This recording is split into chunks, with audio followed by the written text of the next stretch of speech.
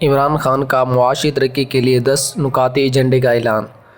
Chairman Tehreek Insaf نے لاہور میں مینار پاکستان پر جلسے سے خطاب کرتے ہوئے 10 نکاتی ایجنڈا پیش کیا، جس کے مطابق پاکستان کی معاشی ترقی ممکن ہو سکتی ہے۔ عمران خان نے کہا کہ ملک میں سرمایہ کاری لانے کے لیے نظام کو درست کرنا ہوگا، جس کے بعد اوورسیز پاکستان کے ذریعے ملک میں ڈالر آئیں گے۔ انہوں نے کہا کہ امریکہ میں 18,000 پاکستانیوں کی دولت 200 ارب ڈالر ہے، ہم آئی ایم سے 6 ارب ڈالر مانگ رہے ہیں۔ 10 پاکستانی بزنس مین کے پاس 25 ارب ڈالر کی مالیت ہے۔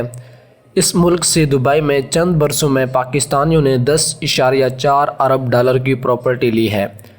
جب ہم نے سسٹم ٹھیک کر لیا تو اوورسیز پاکستانی ملک میں سرمایہ کاری کریں گے۔ ہم نے پلان بنایا ہوا ہے کہ اوورسیز پاکستانیوں سے کیسے سرمایہ کاری لے کر آنی ہے۔ عمران خان نے کہا کہ برآمدات بڑھانے کے لیے ایکسپورٹر کو وی آئی پی بنانا ہوگا۔ جب تک ایکسپورٹر کو وی آئی پی نہیں بنائیں گے، ایکسپورٹر نہیں بڑھیں گے۔ ہم آئی ٹی ایکسپورٹ پر توجہ دیں گے۔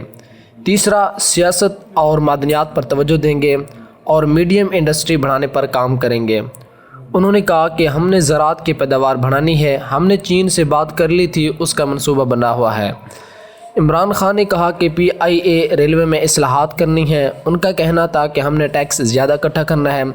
نادرا کے ساتھ مل کر ہم نے 4 کروڑ ٹیکس دینے والوں کی شناخت کی جو کہ پیسے نہیں دیتے۔ عمران خان نے کہا کہ پلان کے تحت ملک سے منی لانڈرنگ کو روکنا ہے۔ انہوں نے کہا کہ ملک کی اشرافیہ پیسہ باہر بھیجتی ہے۔ آخر ہم نے لوگوں کو راشن دینا ہے، ہم نے ڈیٹا بیس بنایا ہے، ان لوگوں کو جو مشکل میں ہیں ان کو ہم براہ راست پیسہ دیں گے۔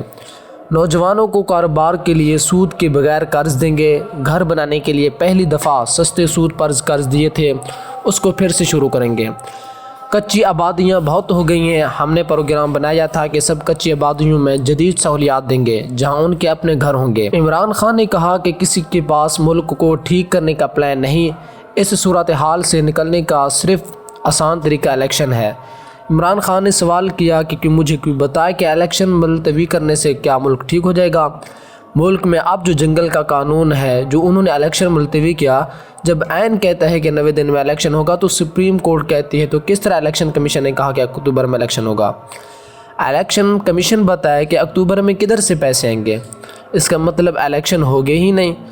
ان کی کوشش ہے کہ الیکشن سے بھاگو، اگر عین توڑنا پڑتا ہے تو توڑو۔